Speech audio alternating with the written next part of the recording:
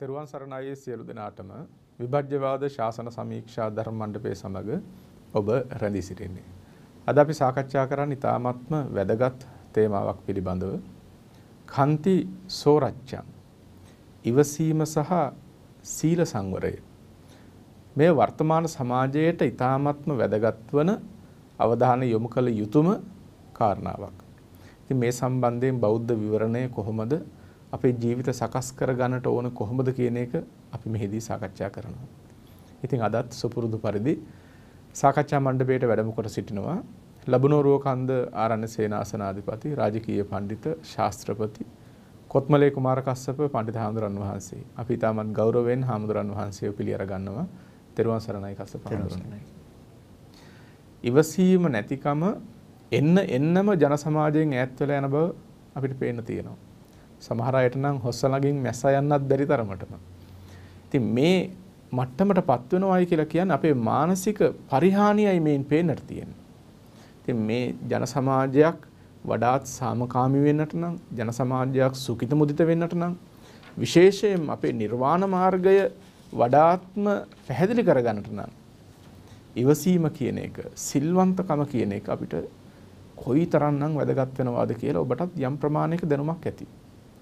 ඉතින් මේ එක අයගේ ඉවසීමේ ප්‍රමාණය කොච්චර වෙනස්ද කියලා දකින්න පුළුවන් සමාජයේ දිහා ටිකක් අවධානය යොමු කරලා බැලුවම ඔබට ඔබේ ඉවසීමත් පරීක්ෂා කරගන්නට පුළුවන් ඔබේ හිත පිළිබඳව අවධානය යොමු කළොත්. අපි කතා කරමු ඉවසීම සහ සිල්වන්ත භාවය පිළිබඳව. කන්ති සෝරච්ඡං. කස්සප හඳුනන කොහොමද ලෞතර බුදුරජාණන් වහන්සේගේ මේ සම්බන්ධයෙන් පැහැදිලි කිරීම? තෙරුවන් සරණයි සියලු දෙනාටම. ඉවසීම සහ සෝරච්ඡ භාවය නැත්නම් සුරත භාව පිළිබඳව අපිට අපේ ප්‍රතිපදාව පැත්තෙන් ඊටාම වැදගත් දෙයක් හැටියට දකින්නට පුළුවන්කම තිබෙනවා. මොකද මේ උතුම් ගුණාංග දෙක බුදුරජාණන් වහන්සේ විසින් බොහෝ සම්භාවනාවට ලක් කළ ඊටාම වැදගත් ගුණධර්ම දෙකක්. භික්ෂුන් වහන්සේලාගේ ජීවිතය තුළ ඒකාන්තයෙන්ම विद्यमान විය යුතු වටිනාම ගුණධර්මයන් දැසයි මේ ඉවසීම සහ සෝරච්ඡ භාවයේ පිළිබඳව ධර්මයේ තුල විග්‍රහ වෙලා තියෙන්නේ. දැන් කන්ති පරමං තපෝති තික්ඛා කියලා මේ ගාථාවන්ගෙන් මුලින් ප්‍රාතිමෝක්ෂයේ උදසුව ගාථාවන්ගෙන් අපිට දකින්න පුළුවන්කම තිබෙනවා මේ කන්ති පරමං තපෝ ඉවසීම තමයි පරම තපස බවට පත්වන්නේ කියලා. ඒ වගේම මේ කන්ති නැතිනම් ඉවසීම ධර්මයේ තුල බොහෝ විග්‍රහයන් තුල අපට දකින්නට පුළුවන්කම තිබෙනවා. එක පැත්තකින් ඉවසීම කියන එක පාරමිතාවක්. අපි ශාන්ති පාරමිතාව හැටියට හඳුනා ගන්නවා කන්ති පාරමිතාව. ඉවසීම කියන එක බෝධිසත්ව ගුණධර්මයක්. බෝධිසත්වයන් වහන්සේලා විසින් පුරුදු කරනු ලබන උත්තරීතර ගුණාංගයක්. ඉතින් මේ ඉවසීම කියන දේ ඒ නිසාම බුදුරජාණන් වහන්සේ නොඑක් තැන වර්ණනා කරන්නට යෙදුණා. ඉවසීමෙහි තිබෙන වටිනාකම ඉවසීම පිළිබඳව විවරණය කරන්නට යෙදුණා බොහොම අපූර්වට. ඒ නිසා ඉවසීම නැතිනම් ශාන්තිය නැමැති මේ ගුණධර්මයේ පිළිබඳව අපි හොයා බලනකොට අපිට දකින්නට පුළුවන්කම තිබෙනවා මේ උතුම් මංගල කාරණාවක් හැටියට. කන්තිච සෝවචස්සතා කියලා අපි මහා මංගල සූත්‍රය පිළිබඳව සජ්ජායනා කරනකොට කතා කරනකොටත් ඔබට මේක අහලත් පුරුදු තියෙනවා කන්ති ඉවසීම කියන දේ. එහෙනම් මේ ඉවසීම උතුම් මංගල කාරණාවක්. කෙනෙකුගේ ජීවිතය යහපත් කරගන්නට ලෞකික වශයෙන්ුත් ලෝකෝත්තර වශයෙන්ුත් හොඳ අර්ථයන් කරා තමන්ගේ ජීවිතේ පත් කරගන්නට හේතු වන දෙයක් තමයි කන්ති කියලා කියන්නේ. නැතිනම් ශාන්තිය කියලා කියන්නේ. ඉතින් මේ කන්තිය පිළිබඳව අපි විමසා බලනකොට මොනවද මේ කන්තිය කියලා කියන්නේ කියන කාරණාව විග්‍රහ කොට දක්වනවා. තත්තකතමා කන්ති මොකද්ද එතන කන්ති කියන්නේ? යා කන්ති කමනතා අධිවාසනතා අචණ්ඩික්කං අනස්සුරෝපෝ අත්තමනතා චිත්තස්ස. එතකොට මෙන්න මේ ආකාරයට තමයි මේ කන්තිය පිළිබඳව විග්‍රහ කොට දක්වන්නේ. එතකොට යම් හිතේ තිබෙන ශාන්තියක් ඒ කියන්නේ නොසෙල්ලෙන ස්වභාවයක්. ඒ වගේම අදිවාසනා කරන බවක්, ඉවසීමක් ඇති කරගන්න බවක්. ඒ වගේම නොසැඩ බවක්. ඒ කියන්නේ සැඩ බවටපත් වෙලා අර ඡණ්ඩ ගති ඉදිරියටපත් නොවන බවක්. ඒ කියන්නේ වචනයකින්වත් අනිත් කෙනෙකු රිදවන්නට, බැල්මකින්වත් අනිත් කෙනෙක් රිදවන්නට උත්සාහවත් නොවන බවක්. පිරිපුන් වචන ඇති බවක්. ඒ වගේම ඒ සිතේ තිබෙන යම් සියමන බවක්, ශාන්ති සහගත ස්වභාවයක් තිබෙනවා නම් අන්න ඒකට තමයි කන්ති නැතිනම් ඉවසීමයි කියලා කියන්නේ. එතකොට මේ ඉවසීම කියන එක කෙනෙකු ශෝභමාන කරන උත්තරීතර ගුණධර්මයක්. කෙනෙකුගේ කීර්තිරාවයක්, අන්‍යයන්ට ප්‍රියවීමක් පිළිබඳව කතා කරනවා නම් ඒ ඔහුගේ කන්තිය නිසයි. ඔහුගේ ඉවසීම නිසයි. ඉවසීම නැති පුද්ගලයා බොහෝ දෙනාගේ අප්‍රසාදයටපත් වෙනවා. ඉතින් ඉවසීම පිළිබඳව අපි කතා කරනකොට අපිට මේ ඉවසීම ගැන තේරුම් ගන්නට අවශ්‍යයි. මොකද දැන් ඉවසීම කියලා කියන්නේ අපි නිකම්ම ඔහේ ජීවත් වෙනවද නැතිනම් හිත ඇතුලේ පැසවමින් ජීවත් වීම දිවසීම කියලා කියන්නේ. එහෙම නැතිනම් අපිට අමනාප සහගත දේවල්, අපි අකමැති දේවල් සිදු වෙනකොට, ඇහෙනකොට ඒ දේවල් පිළිබඳව අපි යහපත්ව ප්‍රතිචාර දක්වනවද කියන එකද ශාන්තිය කියලා කියන්නේ කියන එක ගැන අපි හොඳට බුද්ධිමත්ව සිතා බලන්නට අවශ්‍යයි. ලෝකේ ස්වභාවය තමයි තමන් අකමැති දේවල් සිද්ධ වෙනකොට ඒ දේවල් වලට අපි ප්‍රතිචාර දක්වනවා, ඒ දේවල් නතර කරන්නට කියලා. ඒ ප්‍රතිචාර බොහෝ වෙලාවට ද්වේෂ සහගත සිතකින් තමයි නිෂ්පන්න වන්නේ. එතකොට ඒ ප්‍රතිචාරයන් අපි වචනයන්ගෙන්, කායික ක්‍රියාවන්ගෙන් සහ මානසික ක්‍රියාවන්ගෙන් අපි මේ දේවල් වලට ප්‍රතිචාර දක්වනකොට බොහෝ වෙලාවට එතන යෙදෙන්නේ පටිඝය. නැතිනම් ද්වේෂය. ද්වේෂයෙන් යුක්තව මේ දේවල් වලට ප්‍රතිචාර දක්වීමේදී ඒක ඒ ස්වභාවයේ ශාන්තිය බවට පත්වන්නේ නැහැ. ඉවසීම කියන දේ නැති වෙනකොට මොකද වෙන්නේ? ඉවසීම නැති වෙනකොට මිනිසුන් අතර ಗುಣධර්ම තවදුරටත් දියුණු වෙන්නේ නැහැ. ඒ මිනිස්සු ටිකෙන් ටික පරිහානියටපත් වෙනවා. අපි අපේ සමාජය දිහා බලනකොට දවසකට මොනතරම් අපරාධ ප්‍රමාණයක් වාර්තා වෙනවද? බොහෝ අපරාධයන් ඉවසීම නැතිකම නිසා සිදුවන දේවල්. ඒ වගේම බන්ධනාගාර ගත වුණ බොහෝ දෙනෙක් එක්ක කතා කරලා බලනකොට ඉවසීම නැතිකම නිසා ජීවිතේ වරදවා ගත්ත අය. ඉතින් මේ ආකාරයට මෙලෝ ජීවිතය තුලත් බොහෝ දෙනෙක් විඳවන, බොහෝ දෙනෙක් දුකටපත් කරන දෙයක් තමයි ඉවසීම නැතිකම කියලා කියන්නේ. ඒ වගේම මේ ජීවිතය තුළ කෙනෙකුට මහා පීඩාවක් නොගෙනවත් සසර මහත්ම පීඩාවකටපත් කරන ධර්මයක් තමයි ඉවසීම නැතිකම කියලා කියන්නේ. ඒ නිසා ඉවසීම කියන දේ ඊටමත් ජීවිතයකට අත්‍යවශ්‍යම වන දෙයක්. නොයිවසන පුද්ගලයෙක් ඇසුරු කරන්නට අපි කවුරුත් කැමති නැහැ. ඉවසන් නැතිව පුංචි වරදකටත් ඒ වගේම නැතුවත් දොස්පරොස් කියන ගහන බනින කෙනෙක් ඇසුරේ ජීවත් වන්නට ලෝකේ සාමාන්‍යයෙන් කවුරුත් කැමති නැහැ. හැබැයි අපි එහෙම අකමැති වුණාට අපි හොඳට අපේ පැත්තට නැඹුරු වෙලා හිතලා බලන්නට ඕනේ අපිව ඇසුරු කරන කෙනෙකුට ඒ බඳු ස්වභාවයන් තිබෙනවාද කියන එක. ඒ කියන්නේ දැන් අපි බලාපොරොත්තු වෙනවා ලෝකේ අපි අනිත් අයත් එක්ක කතා බස් කරනකොට ඒ අය මට නොසැඩ විදිහට සලකයි, මට ඉවසීමෙන් යුක්තව කටයුතු කරයි කියන එක අපි ඒ අයගෙන් බලාපොරොත්තු වෙනවා. හැබැයි අපි ඒ අයගෙන් බලාපොරොත්තු වුණාට අපි අනිත් පැත්තට හිතන්නේ නැහැ. මගෙන් එහෙම දෙයක්, එහෙම නිර්භය භාවයක් අනිත් අයට ලැබිලා තියනවාද කියන එක ගැන අපි සාමාන්‍යයෙන් හිතන්නේ නැහැ. ඒක අපෙන් ලැබිය යුතු දෙයක්. අර එක පුංචි ලස්සන කතාවක් තියෙන එක රාජකුමාරයෙක් ඉවසන්නේ නැහැ. බොහොම කිපිලා ද්වේෂයෙන් කටයුතු කරනවා. සේවකයෙක් අතින් යම් වරදක් වුණත් ඔහුට බොහොම දැඩිසේ දඬුවම් පමුණවන්නට උත්සාහවත් වෙනවා. ඉතින් මේ රාජකුමාරයා බොහොම අප්‍රිය අමනාපයටපත් වෙනවා. අනිත් සියලුම පිරිස අතර බොහොම අප්‍රිය අමනාපයටපත් වෙනවා. ඉතින් රටේ රජුරවන්ට අවශ්‍ය වෙනවා පිය රජුරවන්ට මේ පිළිබඳව පැහැදිලි කරලා දෙන්නට. ඉතින් මේ කුමාරයාව තාපසයෙක් කරා යවනවා. ඊට පස්සේ මේ තාපසයා ළඟට ගියාට පස්සේ මේ කුමාරයාගේ තියෙන නොරිස්සුම් ස්වභාවය, එහෙම නැතිනම් ශාන්තිය නැතිකම පිළිබඳව කල්පනා කරලා මේක ප්‍රායෝගිකව මේ පිළිබඳව පැහැදිලි කරලා දෙන්නට උපක්‍රමයක් යොදනවා. පුංචි කොහොඹ ගහක් පෙන්නලා කියනවා මේකෙන් කොළ ටිකක් අරගෙන හොඳට මේ හපලා බලන්නකෝ කියලා. මේ කොහොඹ ගහේ තියෙන කොළ ටික කඩාගෙන මේ රජකුමාරයා මේ කොහොම ගහේ තියෙන කොළ ටික හපනවා. හපනකොටම මහා තිත්තයි. තිත්ත රස දැනෙනවත් එක්කම බොහොම මේ තරහ අරගෙන දැඩිසේ කිපිලා මේ කොහොම ගහක් සුණු විසුණු කරලා පොඩි කරලා දාන්නට නියම කරනවා. එතකොට දැන් තාපසතුමා පැහැදිලි කරලා දෙනවා මේ දේ තුලින් ප්‍රායෝගික ජීවිතය තුළ සිද්ධ වුණ සිදුවීම තුලින් පැහැදිලි කරලා දෙනවා. ඔබේ කිපීම කියන දේ මොනතරම් ඔබට व्यसනයක් ගෙනවිත් දෙන්නට පුළුවන්ද? දැන් බලන්න අර තිත්ත රස කියලා කියන්නේ අමනාප රසක් ලෝකයේ තුල තියෙන. අමනාප රසයෙන් යුක්ත දේ කෙනෙකුට ලබා දීම නිසා ඔබ විසින් නියම කළා ඒ කොහොඹ ගහ විනාශ කරන්නට. ඔබ ඒ කොහොඹ ගහ තියනවට කැමති උනේ නැහැ. ඒක සුණු විසුණු කරන්නට ඔබ කටයුතු කළා. හිතලා බලන්න ඔබත් යම්කිසි විදිහකින් අනිත් අයට අමනාප වන ආකාරයේ වචන කතා කරනවා නම් ඒ බඳු චර්යාත්මක දේවල් නම් ඔබ සිද්ධ කරන්නේ.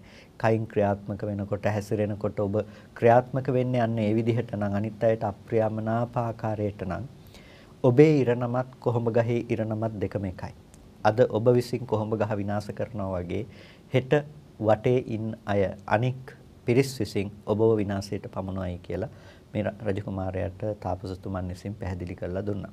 ඉතින් බලන්න මේ ඉවසීම පිළිබඳව අපිට තේරුම් ගන්නට නම් ඒ තේරුම් ගන්න අවශ්‍ය ඊටාම ප්‍රායෝගික කතාබහක් පුංචි කතාවක්. ඉවසීම කියන එකේ තියෙන වැදගත්කම ඉවසන්නේ නැති පුද්ගලයෙකුට මොනතරම් දෙයක් වෙන්න පුළුවන්ද කියන එක ගැන අපිට හිතා ගන්නට පුළුවන්. දැන් කසබඳුන ඒ වගේම ඇතම් උදවිය දැන් Tamanට තරහ ගියත් ওই තරහ පෙන්වන්නේ. ඒකත් යම් ප්‍රමාණික ඉවසීමක් තමයි. හැබැයි ඒක Taman ආධ්‍යාත්මිකව පිච්චෙනවා. ඒ කෙලෙස් මලය Taman තුල පවතිනවා. ඒක අපි තීමමක අනික් පැත්තෙන් ගත්තම සමහර අයගේ මේ ශාන්තිය පේන්නේ වුණට කවුරුත් බනින්නේ දොස් කියන්නේ නැති නිසා. ඒ තරමට ඒ දක්වා වුන් හොඳයි. හැබැයි Tamanට දොස්පරස් එනකොට ශාන්තිය නැති වෙනවා. ශාන්තිය නැති වෙනවා. ඇත්තටම මේ අර එකටත් පුංචි කතාවක් තියෙනවා. අර වේදේහිකා ගෘහපතිනියගේ කතාව. වේදේහිකා කියලා කියන්නේ දා බොහෝම ඉවසනවා කියලා ප්‍රසිද්ධ වුණ සමාජයේ මහ සම්භාවනාවටපත් වුණ තැනැත්තියක්. ඇයගේ ඉවසීම පිළිබඳව බොහෝ දෙනා කතා කළා. මේ වේදේහිකා කියන්නේ මහා ඉවසන මහා කරුණාබර තැනැත්තියක්. ඇය හැමෝටම මහා ඉවසිලිවන්තව වචන කතා කරන්නේ මහා සැනසීමක් ඇයගේ වචන ඇහුණත් කියලා සමාජය තුළ ඇය පිළිබඳ මහා කීර්තිරාවයක් පැතිරලා තිබුණා. ඊට පස්සේ දවසක් මේ වේදේහිකාගේ සේවිකාවට හිතෙනවා මේ වේදේහිකා ඇත්තටම ඉවසනවද? එහෙම නැතිනම් මේ හැමදේම හොඳින් සිද්ධ වෙන නිසා මේක කිපෙන්න කරුණු නැති නිසා නිහඬව ඉන්නවද කියලා පොඩ්ඩක් පරීක්ෂා කරලා බලන්නට ඕනේ කියලා. මෙහෙම කල්පනා කළා මේ සේවිකාව මොකද කරන්නේ? දවසක් එළි වෙනකන් නිදා ගන්නවා. නිදාගත්තාම වේදේහිකා අහනවා ඇයි ඔබ එළි වෙනකන් නිදාගත්තේ? ඊට පස්සේ සේවිකාව පිළිතුරු දෙනවා නෑ හේතුවක් නැහැ. මම නිකන් නිදාගත්තා. එතකොට ඊළඟ දවසේ උදෑසන අවදි වන්නට කියලා ඇයට උපදෙස් දෙනවා. ඊට පස්සේ ඊළඟ දවසෙත් ඇය ඊටත් වඩා පරක් වෙනකන් නිදා ගන්නවා. එදත් අහනකොට ඇය කියනවා මේ නිකන් නිදාගත්තේ කියලා. ඊට පස්සේ එදා ටිකක් වේදේහිකාට ටිකක් අමනාපයක් ඇති වෙනවා. ඊට පස්සේ පොඩ්ඩක් සැරෙන් කියනවා නෑ ඊළඟ දවසේ නැගිටින්නට ඕනේ කියලා. ඊට පස්සේ සේවිකාව දැනගන්නවා මෑ ඉවසනවා නෙමෙයි. මෑට කෝප ගන්නට කරුණු නැති නිසා ඉවසීම ප්‍රකටයි කියලා. ඊළඟ දවසේ තව මොහොතක් පරක් වෙලා නැගිටිනවා. එදත් අහනකොට කියනවා නිකන් කියලා. එදා හොඳටම දොස් කියනවා. ඊළඟ දවසේදීත් තව ටිකක් පරක් වෙලා නිදා ගන්නවා. පරක් වෙනකන් නිදා ගන්නවා. මේ වෙලාවේදී අර වේදේහිකා ගෘහපතිනිය අතේ තිබුණේ මෝල් ගහෙන් දමලා ගහනකොට අර සේවිකාවගේ හිස පැලෙනවා. හිස පැලිලා ලේ ගලනකොට සේවිකාව එළියට බහැලා වීතිය පුරා දුවන්න ගන්නවා. මෙන්න උඹලා ඉවසනවා කියපු වේදේහිකා මට ගහලා ඔළුව පැලුවා ලේ ගලනවා කියලා කෑග ගහ දුවන්න පටන් ගත්තා. අන්න එදා ඉඳන් අර සමාජය තුල පැතිරලා තිබුණු කීර්තිරාවය වගේම ඇයගේ තිබුණු දෝෂය ඉවසීමක් නැති තැනැත්තියක් මහ ඡන්ද තැනැත්තියක් කතා කරන්නටවත් නුසුදුසු තැනැත්තියක් කියලා සමාජයෙන් කොංගන තත්වයට සමාජයේ පුරාවටම අපකීර්තිරාවයක් පැතිරී යන්නට ගියා. කීර්තියට වඩා සාමාන්‍යයෙන් බොහොම ඉක්මනට පැතිරෙනවා අපකීර්තිය. ඉතින් ඒ නිසා සමාජය තුළ පැතිරලා ගියා වේදේහිකා පිළිබඳව අපකීර්තියක්. ඒකට අපිට දකින්න පුළුවන් මේ ඉවසීම කිසිම ආකාරයකින් කෙනෙකුට ප්‍රයෝජනයක් තියෙන දෙයක් නෙමෙයි. මොකද දැන් කිපෙන්න හේතු නැතුව ඉන්නකොට ඕනම කෙනෙක් තරහක් ගන්නෙ නැහැ. හේතු ඇති කල්ලි තමයි කිපෙන්නේ. තිරසංගත සතෙක්වත් මනස විතරකණය ඒ තරම් ගුණදොස් තුලණය කොට කල්පනා කිරීමට බුද්ධිමත් බවක් නැති ප්‍රඥා පාඨවයක් නැති තිරසංගත සතෙකු පවා කිපෙන්නට කරුණු නැත්නම් ඔහු කිපෙන්නේ නැහැ. ඒක සාමාන්‍ය ස්වභාවයක් ලෝකේ. හැබැයි හේතු ඇති කල්හිත් කිපෙන්නට හේතු ඇති කල්හිත් කෙනෙක් නොකිපී ඉවසනවා නම් ඒ තමයි උත්තරීතර මනුෂ්‍යත්වය කියලා කියන්නේ. මනුෂ්‍ය ගුණධර්ම කියලා කියන්නේ. ඒක තමයි ශාන්තිය කියලා දේශනා කරන්නේ. එතකොට අපිට කිපිය යුතු ලෝකේ කිපෙනවා කියන දේ ස්වභාවයෙන් ඉබඳු දේවල් වලට සිද්ධ වෙනවා. හැබැයි කෙනෙක් තමන්ගේ මනසින් ඉවසනවා. ඉවසීම බහුල කොට වාසය කරනවා. ඉවසීම බහුල කොට වාසය කරන පුද්ගලයාට ඒ අවස්ථාවේදී ශාන්තිමත් බව තියෙනවා. ඒ කියන්නේ ඉවසීම කියන දේ කතා කරන්නේ කිපෙන්න පුළුවන්කම තියෙන තැනදිත් අමනාප දෙයක් තමන් කරා පැමිණි කල්හිත් ඒ පිළිබඳව නොකිපී ඉවසනවා නම් අන්න ඒ පුද්ගලයාගේ තිබෙන ඉවසීම ගැනයි මේ ශාසනයේ සම්භාවනාවට ලක් වෙන්නේ. ගොඩක් දෙනෙක් ඉවසන්නේ තමන්ට කරගන්න දෙයක් නැති වෙනකොටත් ඉවසනවා. හේතු නැති කල්හි ඉවසනවා වගේම ඇතම් කෙනෙක් ඉවසන්නේ දැන් තමන්ට කරගන්න දෙයක් නැති වෙනකොට. දැන් සමහර වෙලාවට දරුවෙක් දෙමව්පියන්ගේ වචන හෝ දෙමව්පියන් ගහන බණින එක ඉවසන්නේ ඒ දරුවට එතනදී කරන්න දෙයක් නැහැ. ඒ නිසා ඉවසනවා. හදිසියෙ හරි කරන්න පුළුවන් කමක් තියනවා නම් දෙයක් ඒ දරුවා ඒක කරනවා. වචනකින් හරි රිද්දන්න පුළුවන් වචනකින් හරි රිද්දනවා. ඒ වගේම ගහන්න පුළුවන් නම් ගහනවා. ඒ වගේ මට්ටමට යන මානසික ස්වභාවයවල් තිබෙනවා.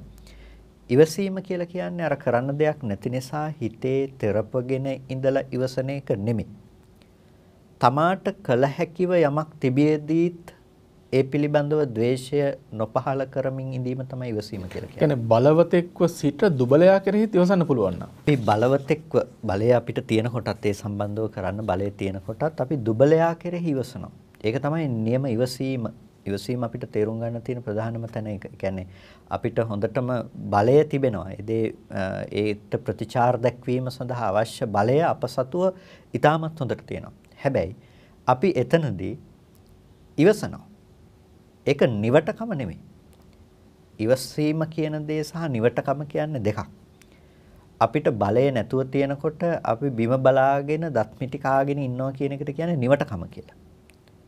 හැබැයි අපිට හැකියාව තියෙනකොට අපිට සම්පූර්ණම ප්‍රතික්‍රියා දක්වන්න පුළුවන්කම තියෙන පරිසරය තුලත් අපි ඉවසනවා කියන එක ඒක තමයි බුද්ධිමත්කම, ඒක තමයි ශාන්තිය කියලා කියන්නේ. අපිට හැකියාව තියෙනවා. හැකියාව තියෙනකොටත් අපි ඉවසනවා. ලෝකේ ගොඩක් දෙනෙකුට මේ ඉවසීම කියන දේ දකින්න ඇත්තේ නැහැ. දුර්වලව ඉන්නකම් ඒ අය ලෝකේ අනිත් අයට යටත්ව වාසය කරනවා. හැබැයි Tamanට බලය හිමි වෙනකොට අනිත් අය යට කරලා තලාපෙලා පීඩාවට පත් කරන්නට ඕන් පෙළඹෙනවා. ඒ කුමක් නිසාද? ඉවසීම නැතිකම නිසා. ඒ නිසා එක අවස්ථාවකදී ශක්‍ර දේවේන්ද්‍රය බොහොම ලස්සන ගාථාවක් කියනවා. යෝහවේ බලවා සන්තෝ දුබ්බලස්ස තිතික්ඛති තමාහු පරමං කන්තිං නිච්ඡං කමති දුබ්බලා කියලා. මේ ලෝකේ යම්කිසි කෙනෙක් බලවත් කෙනෙක් බලවත් භාවය ඇතුව ජීවත් වෙනකොට දුබ්බලස්ස තිතික්ඛති දුර්වලයා පිළිබඳව ඉවසීමක් තබාගෙන ඉන්නවා නම් තමාහු පරමං කන්තිං ඒක තමයි පරම ශාන්තිය බවට පත්වන්නේ නිච්ඡං කමති දුබ්බලෝ නිතරම මේ දුර්වලයා පිළිබඳව එයා ශාන්තිය පවත්වනවා කියලා.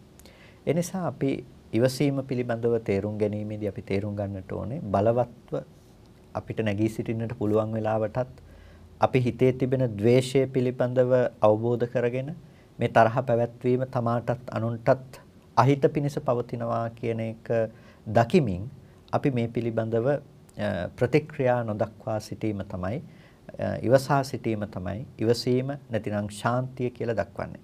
ශාන්තිමත් පුද්ගලයා මෙලවත් යහපත්ව වාසය කරනවා පරලොවත් යහපත්ව වාසය කරනවා. ඉතින් ඉවසීම කියන කාරණාවට අදාළ වන විග්‍රහයන් දිහා අපි බලනකොට අපිට දකින්න පුළුවන්කම තියෙන්නේ මේ දසවිධ ආක්‍රෝධාදී වස්තුන්ගෙන් Tamanට පීඩාවක් පැමිණෙනකොට ඉවසීම කියන තැනමයි. ඒ නිසා ඒක අර එතනින් පරිබාහිර දෙයක් නෙමෙයි. එතකොට අපි ජීවිතයේ දිනදා මුහුණ දෙන්නට සිදුවන සිදුවීම් තමයි අපිට ඒ තුලින් දකින්න පුළුවන්කම තියෙන්නේ.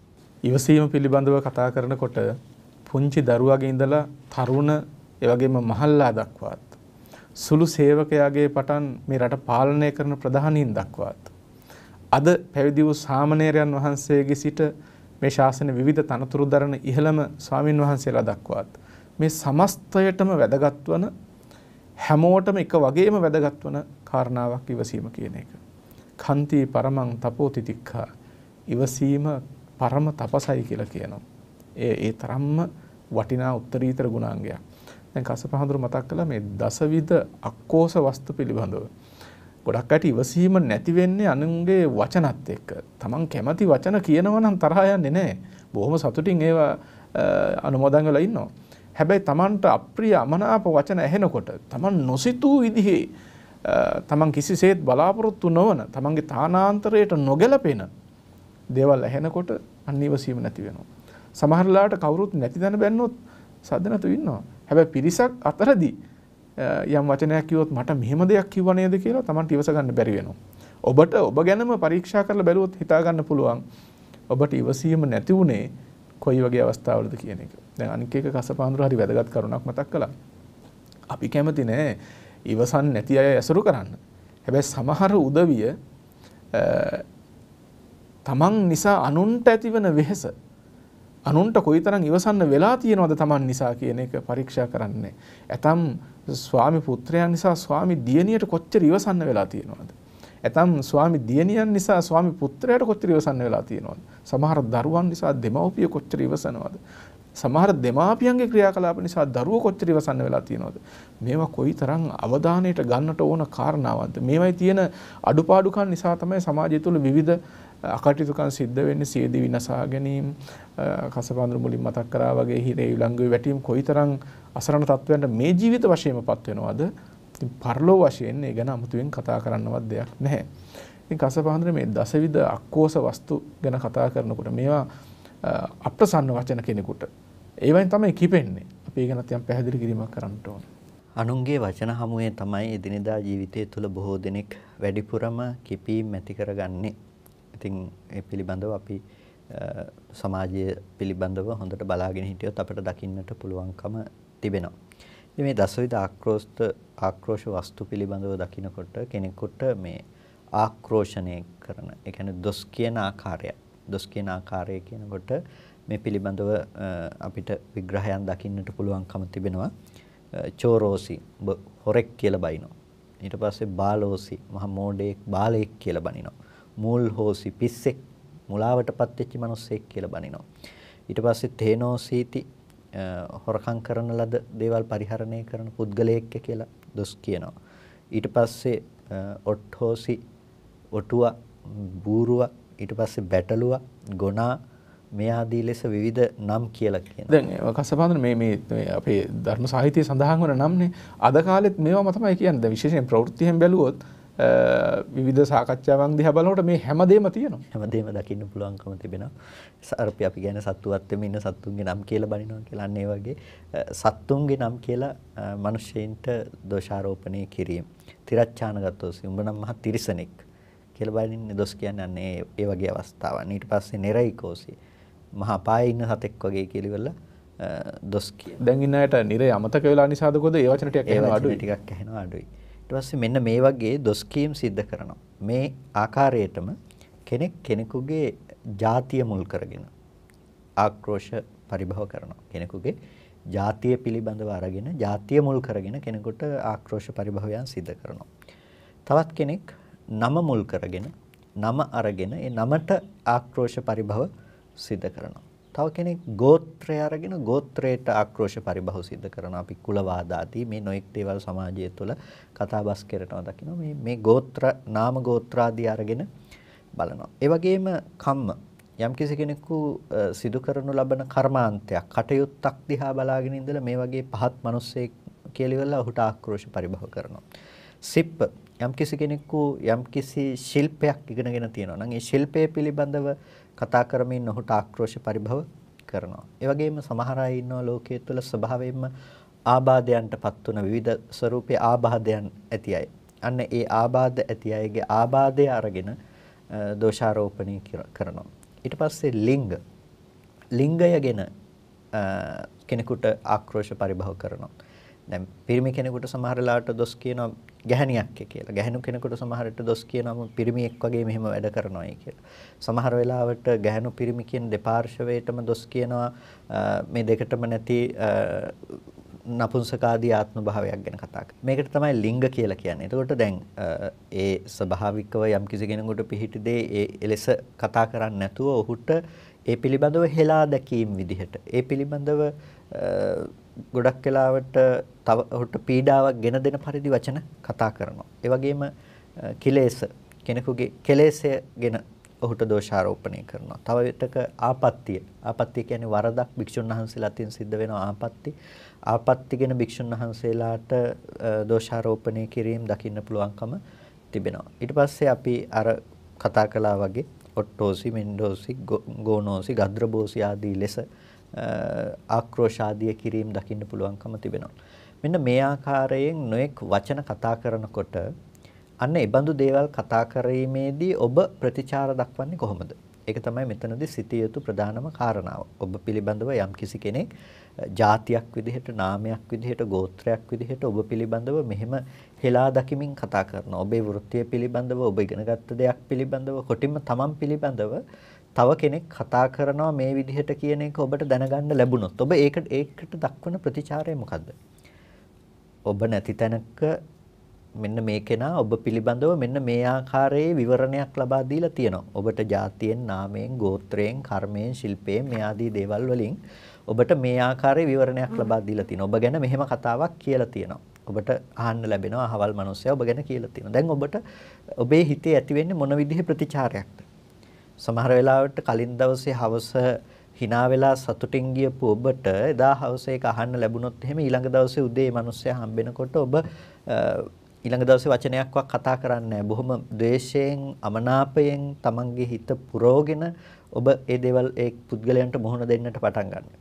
එතකොට නිකම්ම අප්‍රියමනාපකම් නිර්මාණය වෙලා තියෙනවා. නිකම්ම තමන්ගේ හිත ද්වේෂයෙන් ආරූඪ වෙලා ද්වේෂ නැමැති ගින්නෙන් පිච්චෙන්න පටන් ගන්නවා. එතකොට මේ තමයි කන්තිය නැතිකමෙහි තිබෙන විපාකය. ඔබටම ඔබේ හිත පිළිබඳවම යම් මොහොතක් ආවර්ජනා කරලා ඔබට බලන්න පුළුවන්කම තියෙනවා. ඔබ ඉවසනවද? කොයි මට්ටමෙන්ද ඉවසන්නේ? ඔබ පිළිබඳව තව කෙනෙක් දොස් කිව්වා කියනකොට ඔබ ඔහු සමග ගනුදෙනු කරන්නේ කොහොමද කියන එක ගැන ඔබට කල්පනා කරලා බැලුවොත් ඔබට පුළුවන් ඔබ ඉවසන පුද්ගලයෙක්ද නැති පුද්ගලයෙක්ද කියන එක පිළිබඳව විනිශ්චය කරන්න. ඔබට හොඳටම බැනපු, දොස් කියපු, ඔබ ඒ පිළිබඳව ඔබ අහපු හෝ දැකපු හෝ ඒ බඳු අවස්ථාවක ඒ බඳු පුද්ගලයෙක් පිළිබඳව ඔබ ප්‍රතිචාර දක්වන්නේ කොහොමද?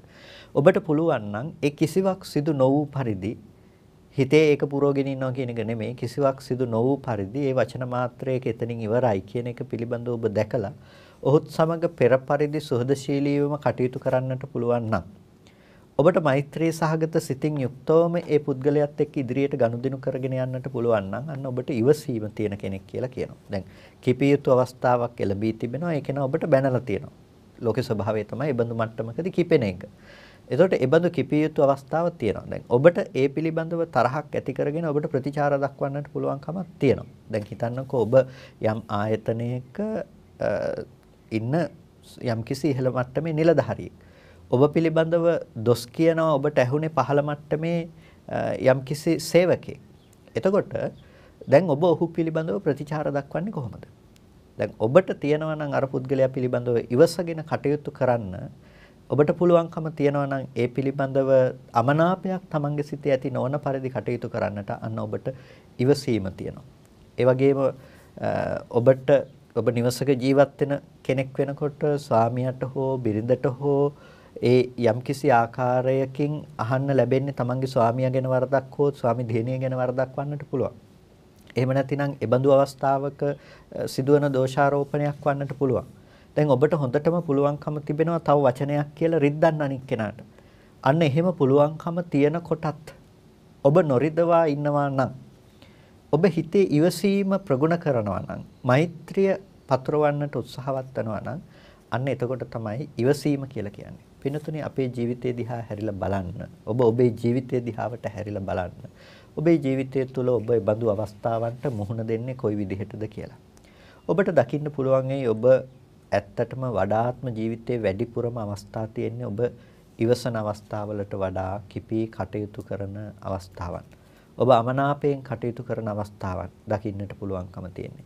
ඒ නිසා ඒ බඳු අවස්ථාවල නොකිපී කටයුතු කරන්නේ කොහොමද? ඉවසීම ප්‍රගුණ කරන්නේ කොහොමද කියන එක ගැන ඔබ වැඩි දුරටත් සිතා බලන්නට අවශ්‍යයි. ඒක තමයි බෝධිසත්ව ගුණ ධර්මයක් කියලා කියන්නේ. ශාන්තිය කියලා කියන්නේ ඒකට. ඒ ඉවසීම නැති පුද්ගලයෙකුට නිතරම ලැබෙන අරමුණෙහි කිපෙන පුද්ගලයෙකුට කොයිම වෙලාවකවත් නිවීමක් ලබන්නට පුළුවන් කමක් නැත්තේ නැහැ.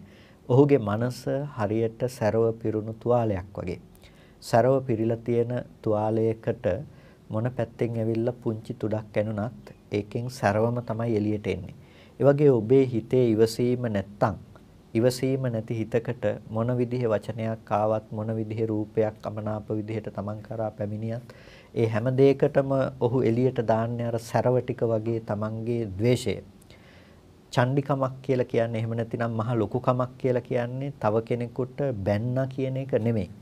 තව කෙනෙකුට ගැහුවා කියන එක නෙමෙයි. තමන්ගේ තිබෙන ඊටමත් වටිනාකම කියලා කියන්නේ ඒ පුද්ගලයෙකු තලා පෙලා දැම්ම කියන එක නෙමෙයි. අපේ තියෙන වටිනාකම කියලා කියන්නේ අපේ තියෙන ඉවසීම නැමැති ගුණාංගය. දුබලය තලා පෙලා දාන්න ලෝකේ ඉන්න කාටත් පුළුවන්. දුබලයක්ව තලලා පෙලලා දාන්න කාටත් පුළුවන්. හැබැයි දුබලයා වරදක් කරන කල්හි ඉවසා සිටීම කරන්න පුළුවන්කම තියෙන්නේ ලෝකේ ශ්‍රේෂ්ඨ පඬිතේකට නුවණැත්තෙකුට විතරයි. මෝඩයන්ට ඒක කරන්න පුළුවන් කමක් නැහැ. මෝඩයට පුළුවන් ඕනම මෝඩයෙකුට පුළුවන්කම තිබෙනවා. අනුවන අඥාන තැනැත්තෙකුට පුළුවන්කම තිබෙනවා. බාලයෙකුට व्यसन පමුණවන්න. ඒ වගේම ඒ කියන්නේ Tamanට වඩා දුර්වලයෙකුට Tamanට පුළුවන් व्यसन පමුණවන්නට. ඒක ඕනම කෙනෙකුට ලෝකේ කරන්න පුළුවන්. හැබැයි Taman පිළිබඳව අයහපතින් නමුත් කටයුතු කරන දුර්වලයෙක් පිළිබඳව තමා බලවත්ව සිටියදී ඉවසීම ප්‍රගුණ කරනවා නම් ඒක ලෝකේ නුවණැත්තෙකුට විතරක් කරන්න පුළුවන් දෙයක්. සත්පුරුෂයෙකුට විතරක් කරන්න පුළුවන් දෙයක්. ඒ වලට තමයි මහා පුරුෂ ගති කියලා කියන්නේ. ඒ මහා පුරුෂයෙකුට විතරයි ඒක කරන්න පුළුවන්කම තියෙන්නේ. දුර්වල සත්වයින්ට දුර්වල ප්‍රාණීන්ට ඒක කරන්න පුළුවන් කමක් නැහැ. ඒ බඳු ඉවසීමක්. ඒ බඳු ඉවසීම තබාගෙන ඉන්න පුළුවන් මහා පුරුෂයින්ට විතරයි. ඒ නිසා අපිම අපේ හිත පිළිබඳව විනිශ්චය කරන්නට සුදුසු අවස්ථාවක් තමයි ශාන්තිය පිළිබඳව කතා කිරීම. විනාශ කාලයේ විපරීත බුද්ධිර කියලා කියනවනේ. විනාශ කාලයට මිනිස්සුන්ගේ බුද්ධිය විපරීත වෙනවා. දැන් ඇතම් උදවිය කල්පනා කරනවා Tamanට මොන හරි කිව්වම Tamanට අයහපත් දෙයක් කළාම ඒකට මේ දැවැන්ත ප්‍රතිචාරයක් දැක්වම තමයි මහා වීරකම කියලා හිතනවා. බනින කෙනාට බන්න එක, හිංසාවක් කළොත් ගැහුවොත් ගහන එක මේක තමයි මහා ලොකු දෙයක් කියලා හිතන්නේ. මේ විපරීත බුද්ධිය බුද්ධිමතාගේ ස්වභාවය, හොඳ ශක්තිමත් අභිමානවත් පුද්ගලයාගේ ස්වභාවය Tamanට බැන්නම බනින එක නෙමෙයි, ඒක ඉවසන එක. ඒක හැමෝටම කරන්න පුළුවන් දෙයක් නෙමෙයි. Tamanට පහරක් ගහනකොට ඉවසන්න පුළුවන් නම් ඒක හැමෝටම කරන්න පුළුවන් දෙයක් නෙමෙයි. ඒක තමයි මහා දැවැන්තයන්ගේ ස්වභාවය. ඒක තමයි මහා සත්පුරුෂයන්ගේ ස්වභාවය. අපිට අපේ කසපහඳුරු මතක් කළා වගේ මේ මහා බෝසත් ගතිය ශාන්තිවාදී තාපසතුමා කලාබු රජුරුව කොයිතරම් හිංසා කළාද? නමුත් එක මොහොතකටවත් හිතේ කිපීමක් ඇති කරගන්න නැතුව ඒ තාපසතුමා මොනතරම් උත්තම සිතකින්ද වාසය කළේ. ඒ කිපි සිතින් කටයුතු කළ කලාබු රජුරුව දුගතිගාමී වෙනකොට ඉවසීමෙන් කටයුතු කළ ශාන්තිවාදී තාපසතුමා සුගතිගාමී වෙනවා. ඉතින් මේක තමයි වෙනස කස්සපහඳුරුනේ. සාමාන්‍ය ලෝකයේ තුලදී අපිට හිතෙන්න පුළුවන් ශාන්තිවාදී තාපසතුමායි මෙච්චර ඉවසුවේ කියලා.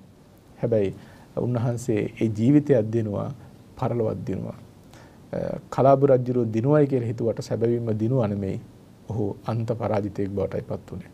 ඉතින් මේ ඉවසීම ගැන කතා කරනකොට අපිට නිතැතිම්ම පුංචි දරුවට පවා සිහිපත් වෙන චරිතයක් නේ සුණාපරන්ත වාසී පුණතෙරුන් වහන්සේ කතාව කස්සපහඳුරුනේ. මම හිතන්නේ මේ සමාජයේට පුණතෙරුන් වහන්සේගේ ආදර්ශය අපි නැවත තවත් සිහිපත් කරන්නට ඕන. ඉවසීම කියලා කියන දේ අපිට ප්‍රගුණ කරන්න පුළුවන් පැති ගොඩාක් තියෙනවා. කෙනෙකුට දැන් ඉවසන්නේකට කොහොමද ඉවසීම ප්‍රගුණ කරන්න කියලා අදහසක් නැහැ. ඒකට හොඳම කතාව තමයි මේ සුණාපරත්න වාසී පුණතෙරුන් වහන්සේගේ කතාව. උන්වහන්සේගේ ඉවසීම කියන දේ ඇත්තටම පුදුමාකාරයි. ඒක ඒ කියන්නේ ඒ ඉවසීම තුළින් අපේ ජීවිතයට අපිට ඉගෙන ගන්න මහ විශාල පාඩමක් තියෙනවා කොහොමද ඉවසීම ප්‍රගුණ කරන්න කියන එක පිළිබඳව අපිට දකින්න. කසවන් ඒ වගේ මහ සමාජයක්ම හැදුවා උන්වහන්සේ. උන්වහන්සේ මහ විශාල සමාජයක් හැදුවා. මොකද සුණාපරත්න වාසීන් කියලා කියන්නේ ස්වභාවයෙන්ම ඡණ්ඩ පරුෂ කිපී කටයුතු කරන පිරිසක්. ඉතින් මේ පොඩ්ඩක් තරහ ගියා නම් මරා ගන්න පිරිසක් තමයි සුණාපරත්න වාසීන්. ඉතින් උන්වහන්සේ සමාජය සුවපත් කළා. උන්වහන්සේ සමාජය හැදුවා. ඒක තමයි ඉවසීමෙහි තියෙන වැදගත්කම. ඉවසන පුද්ගලයාට ඉවසන්න හේතු ඕන තරම් හොයාගන්න පුළුවන්.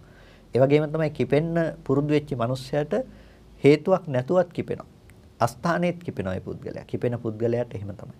ඒ නිසා ඉවසීම තියෙන පුද්ගලයා කොහොම හරි ඉවසන්න හේතුවක් හොයාගන්නවා. ඉවසීම ඔබට ප්‍රගුණ කරන්න අවශ්‍ය නම් පළවෙනිම දේ තමයි ඔබ ඉවසන මිනිස්සෙකුගේ ගුණයක් හොයාගන්න. ඉවසන මිනිස්සෙකු කියලා කියන්නේ දැන් Tamanට අපකාරයක් කරන කෙනෙකුගේ ගුණයක් හොයාගන්න පුළුවන් නම් ඔබට පුළුවන් ඉවසීම එතන ඉඳලා පටන් ගන්න. හැම මිනිස්සෙකුගේම මොනයම් හෝ ගුණයක් තියෙනවා. හැම මිනිස්සෙකුගේම මොනයම් හෝ ගුණයක් තියෙනවා. සමහර වෙලාවට වැරදි 99ක් තියෙන්න පුළුවන් මිනිස්සෙකුගේ හැබැයි එක ගුණයක් හරි ඒ මිනිස්සයා සතුව තියෙනවා. අපි ඒ ගුණය පිළිබඳව කතා කරන්න ඕනේ. අපේ සමාජයේ අපි පුරුදු වෙලා තියෙන මිනිස්සෙකුගේ හොඳ 99ක් තිබිලා වැරදි එකක් තිබුණොත් අර වැරද්ද විතරක් කතා කරන්න හොඳ 99ම කතා නොකර ඉන්න තමයි අපි පුරුදු වෙලා තියෙන්නේ. නමුත් ඉවසීම පුරුදු කරන පුද්ගලයා හොඳ කතා කරනවා. ඒක තමයි ප්‍රධානම දේ. හොඳට බලන්න සුණාපරත්න වාසී පුන්නතෙරුන් වහන්සේ ඉවසුවේ කොහොමද කියලා. පුන්නතෙරුන් වහන්සේ කියලා කියන්නේ හැකියාවකින් මහ විශාල හැකියාවක් තිබුණු උත්තමයන් වහන්සේ නමක්. ඒ කියන්නේ ගිහි කාලෙදිත් උන්වහන්සේගේ ධනය අතින් ගත්තත් හැකියාව අතින් ගත්තත් උන්වහන්සේ මහ විශාල උපභෝග පරිභෝග වස්තු තිබුණ ඒ වගේම රජවරුන් හා සමග පවා ගනුදෙනු කරපු මහ විශාල එබඳු හැකියාවක් තිබුණු කෙනෙක්. හැබැයි පැවිදි ජීවිතයටපත් වුණාම උන්වහන්සේ ඒ දේවල් හරහා නෙමෙයි මිනිස්සු දිනුවේ. මිනිස්සුන්ගේ හිත් හැදුවේ, ඉවසුවේ. ඒකට ඉවසීම තුලින් මිනිස්සුන් දිනුවා, මිනිස්සුන්ගේ හිත් හැදුවා. බුදුරජාණන් වහන්සේගෙන් අවවාද අරගෙන පුන්නතෙරුන් වහන්සේ සුණාපරත්නයට නැවත යන්නට පිටත් වෙනකොට බුදුරජාණන් වහන්සේ අහනවා පුන්න සුණාපරත්නේ මිනිස්සු හරි ඡණ්ඩයි. හරි පරුෂයි. ඔබ ওই විදිහට ගියොත් එහෙම සුණාපරත්නේ ඉන්න මිනිස්සු ඔබට මේ බනින්න දොස් කියන්න පුළුවන්. ඔබ මොකද කරන්නේ? එතකොට මේ පුන්නතරුණ වහන්සේ භාග්‍යතුන් වහන්සේට පිළිතුරු ලබා දෙනවා ස්වාමීනි භාග්‍යතුන් වහන්සේ යම් කිසි විදිහකින් මේ සුණාපරත්නේ මිනිස්සු මට දොස් කියනවා නම් ඡණ්ඩ පරුස වචන වලින් මට දෝෂාරෝපණය කරනවා නම් ස්වාමීනි මම ඒ මිනිස්සුන් පිළිබඳව සතුටු වෙනවා. ඒ මිනිස්සු ගැන මම ඉවසනවා. හේතුව ස්වාමීනි අය මට වචන වලින් ආක්‍රෝෂ පරිභව කළාට මට මේ ඒ අය අතින් පයින් ගහන්නේ නැහැනේ. ඒ නිසා මම මේ පිළිබඳව ඉවසනවා. දැන් බලන්න අර මිනිස්සුන්ගේ වෙන යම් ගුණයක් නැති වෙන්න පුළුවන්. හැබැයි උන්වහන්සේ ගත්ත මේ මිනිස්සු මට අතින් පයින් ගහන්නේ නැහැනේ. බණින එක විතරනේ කළේ. මට අතින් පයින් ගහන්න ආවේ නැහැ. ඒක නිසා මම ඉවසනවා. එතකොට බුදුරජාණන් වහන්සේ අහන හොඳයි පුන්නේ ඒ අය ඔබට අතින් පයින් ගැහුවොත් ස්වාමීනි මම සතුටු වෙනවා මට දඬු මුගුරු වලින් ගහන්නේ නැහැ අය. අතින් පයින් විතරනේ තලන්න පෙලන්නේ. එතකොට මේ උන්වහන්සේ ඒකෙනුත් දැක්ක ඉවසන්න කාරණාවක් තියෙනවා. හොඳයි පුන්න ඔබට ඒ අය දඬු මුගුරු වලින් ගැහුවොත් ස්වාමීනි ඒ අය මට මේ ශස්ත්‍ර වලින් කරදර කරන්නේ නැහැනේ අවියායුධ වලින් කරදර කරන්නේ නැහැනේ.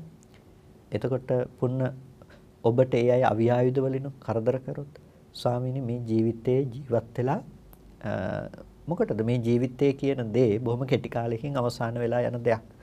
අවබෝධ කරගත යුතු ධර්මය අවබෝධ කරගත්තට පස්සේ මේ ජීවිතය කියන දේ පිළිබඳව ආශාවක් එතන ආයේ මේ පවත්ින්නට ඕනේ ජීවත් වෙන්නට ඕනේ කියලා ආශාවක් ඇත්තේ නෑ. ඒ නිසා ඒක නැති වුණා කියලා මට වෙහෙසටපත් වෙන්න දෙයක් නෑ. මට නැති වෙන්න දෙයක් නෑ කියලා කිව්වොත් අපි කොටිම. එතකොට ඒ නිසා උන්වහන්සේට දුකක් පීඩාවක් වෙහෙසක් ඇති කරගන්න ඒ තුළ හේතුවක් නෑ. මේ විදිහට පුන්නතරුන් වහන්සේ පිළිතුරු ලබා දෙනවා ස්වාමීන් භාග්‍යතුන් වහන්සේගේ ශාසනයේ ධර්මය අවබෝධ කරගෙන මරණයටපත් වෙන මරණය කියන ධර්මයේ පැමිණෙනකම් බලාගෙන ඉන්න භික්ෂුන් වහන්සේලා ඉන්නවා. උන්වහන්සේලා ඒ බලාපොරොත්තු වෙන මරණය කියන දේ මට નિરાයාසයෙන්ම මං කරා දැන් පැමිණිලා තියෙනවා. ඒකත් ඉවසන්න මට හේතුවක් කියලා. එතකොට බුදුරජාණන් වහන්සේ කියනවා සාදු ගුණ ඔබම සුදුසුයි සුණාපරත්නයට යන්න කියලා. ඉතින් බලන්න පුන්නතරුන් වහන්සේගේ ඉවසීම අපිට මොන තරම් පාඩමක් කියලා දෙනවද කියලා. ඊටාම වටින පාඩමක් අපිට කියලා දෙනවා. ඒ තමයි ඉවසන්න අවශ්‍ය නම් මිනිස්සෙකුට ඉවසන්න හේතු 1000ක් ඒ මිනිස්සයාට හොයාගන්න පුළුවන්කම තියෙනවා. කිපෙනවා නම් මිනිස්සෙකුට කිපෙනවා නම් කිපෙන්න හේතු තෝරන තරම් හොයාගන්න පුළුවන්කම තියෙනවා. ඒ නිසා අපි ඉවසන්න පුරුදු වෙන්න ඕනේ. ඉවසන්න පුරුදු හේතු හොයාගන්නට ඕනේ.